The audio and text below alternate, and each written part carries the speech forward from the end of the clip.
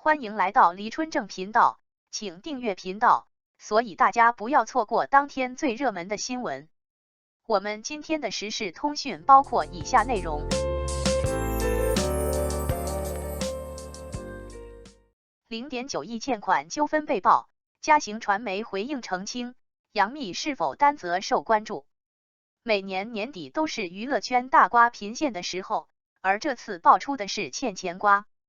2月29日，博主天青色大摩羯通过微博发帖，要求嘉行传媒归还9000万元欠款及1870万元利息，并列举多项证据，称嘉行传媒既没有按照相关协议要求进行股权质押，也未转让嘉行传媒股权，且拒绝返还借款。同时，该博主喊话杨幂：“你可能被曾家他们坑了，但签字有你，你可能也要担责。”该微博一经发布，迅速引发大量网友关注，相关话题登上微博热搜，不少杨幂粉丝喊话嘉行传媒回应。当日，《时代周报》记者联系该博主以及嘉行传媒，截至发稿未获回复。当日晚间，嘉行传媒官方微博发布了声明及律师函，表示此为虚假消息，要求发布者立即删除相关内容，向公司公开澄清和道歉，并委托律所处理。然而12月30日，博主天青色大摩羯不但没有删除相关微博，还再度转发相关爆料视频。视频中的爆料人讲述了双方的交易过程，并表示，实际上我们集团收购嘉行最主要的一个目的其实就是杨幂的经纪约。针对这起5年前的交易，时代周报记者于12月30日联系实地地产集团有限公司，截至发稿未获回复。同日，时代周报记者致电嘉行传媒董事、股东，同时也是协议中丙方之一的李娟了解相关情况。我们还是以公开发布的材料为准，谢谢。李娟随即挂断了记者的电话。股权质押式委托贷款。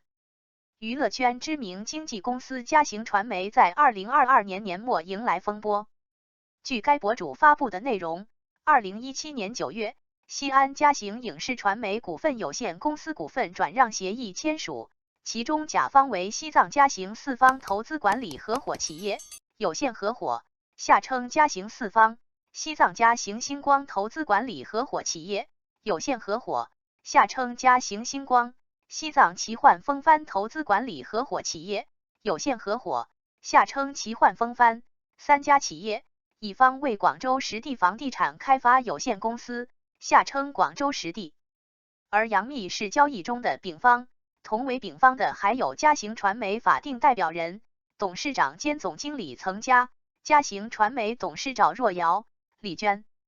根据该博主发布的交易协议，甲方同意将其合法持有的500万股嘉行传媒股份，占公司股份总数2000万股的25%，下称标的股份 A 及其项下的全部权利、义务和责任以16.25亿元的价格转让给乙方，同意将拟受让取得上海上市影业有限公司，下称上市影业，持有嘉行传媒的200万股股份，占公司股份总数2000万股的10%，下称标的股份 B 及其项下的全部权利、义务和责任以6.5亿元转让给乙方。以上交易按325.00元每股计算，对应嘉行传媒的估值为65亿元。这代表本次交易涉及资金超22亿元，而乙方可通过此次交易得到嘉行传媒共35%的股份。按照协议内容，标的股份 A 的500万股被划分为246万股和254万股两部分进行交割。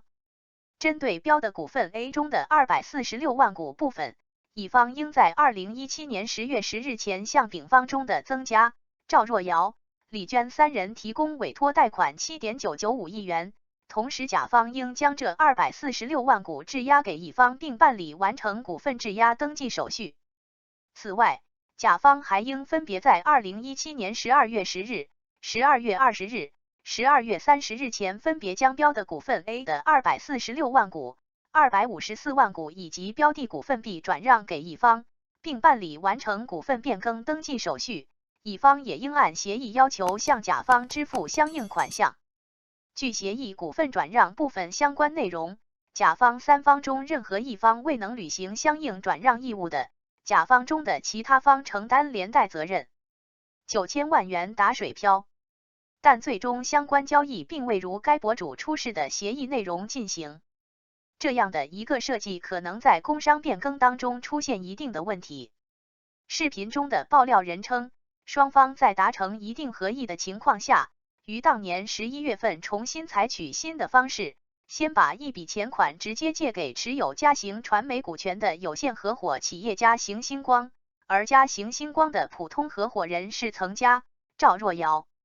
2017年11月17日，广州实地关联公司前海引力将9000万元打至指定账户。爆料人称，按合约约定，对方应同时向广州实地质押同比例股权，但对方并未履行，广州实地出于担心而暂缓了后续借款。2017年12月，广州实地从东方明珠600637 sh 发布的公告中得知，东方明珠全资子公司拟以公开挂牌的方式转让其持有的嘉行传媒 14.25% 的股权。实际上，上市影业在嘉行里边的持股比例是 19%。爆料人表示，这意味着无法按照协议向广州实地出让 10% 的股权，且公告中称嘉行传媒全部股权估值45亿为定价基础，而并非双方签署协议中的估值65亿元。广州实地希望将合同解除，嘉行传媒归还9000万元借款及对应利息，但在追讨过程中发现协议中的甲方3家有限合伙企业分别注销。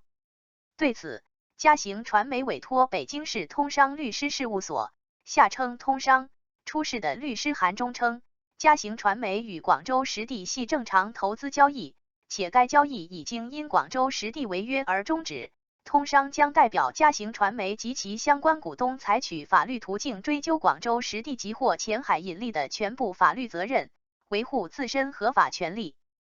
目前双方各执一词，爆料人称双方对于该笔款项的定义存在分歧，广州实地认为属于借款，而嘉行传媒认为属于违约金。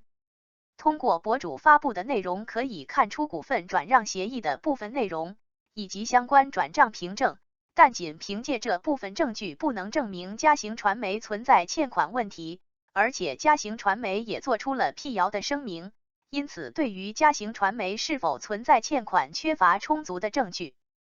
12月30日，河南泽锦律师事务所主任傅健告诉时代周报记者，傅健认为该博主发布的帖子、证据资料以及相关回应，对于是否承担债务等其他问题都是不明确的。目前仅就双方之间的民事纠纷，建议采取法律程序进行解决。傅健表示，杨幂要担责吗？该话题能够受到大量关注，与杨幂不无关系。事实上，早在12月27日，该博主就曾发博要求嘉行传媒曾家、赵若瑶、李娟还款，但彼时嘉传媒并未回复，也未引起外界太多注意。感谢您观看视频。如果您觉得本时事通讯有用，请不要忘记点赞、评论和订阅。祝您生活愉快，充满活力。再见。